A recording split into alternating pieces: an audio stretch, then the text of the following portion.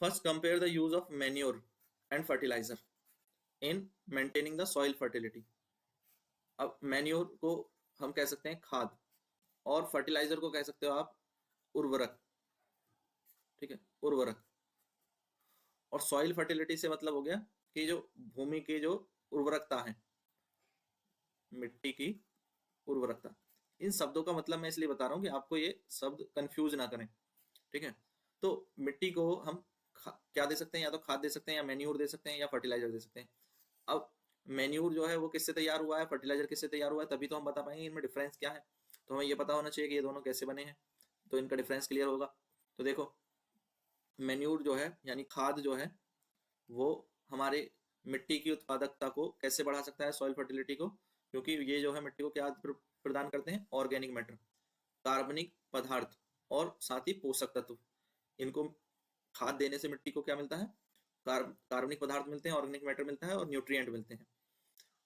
और ये कैसे बनाई जाती है, तो जो एनिमल वेस्ट होता है, ठीक है, एनिमल वेस्ट जो डंग होता है, या प्लांट वेस्ट, तो पौधों के पत्तियों से, फलों के छिलकों से, इससे हम प्लांट वेस्ट से बना सकते हैं, वेजिटेबल्स के जो छिलके होते हैं उनसे, या फिर एनिमल वेस्ट से। तो उसको सड़ा गला करके क्या तैयार किया जाता है, मैन्योर यानी खाद तैयार की जाती है। तो मैन्योर की प्रिपरेशन किससे होती है, ये क्लियर है। और ये क्योंकि ये नेचुरल है तो इससे क्या मिलता है, मिट्टी को ऑर्गेनिक मैटर प्रोवाइड होते हैं और साथ ही न्यूट्रिएंट मिलते हैं, और इससे जो है मिट्टी की जो सॉइल की जो फर्टिलिटी है वो इम्प्रूव हो जाती है। दूसरे होते हैं फर्टिलाइजर, जिन्हें हम उर्वरक कहते हैं।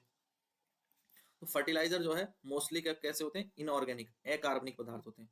ठीक है, यानी ये केमिकल हैं, जैसे नाइट्रोजन, जैसे फॉस्फोरस, पोटेशियम, एनपीके, ये सब क्या है, इनऑर्गेनिक कंपाउंड्स हैं।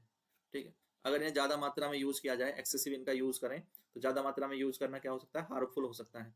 तो इसलिए इनको जो है कम मात्रा में यूज़ करना चाहिए।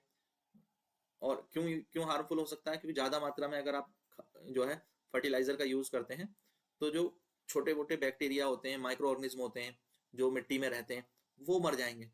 उनकी उन पर जो है उनका हार्मफुल इफेक्ट होगा, उन पर जो है गलत प्रभाव पड़ता है।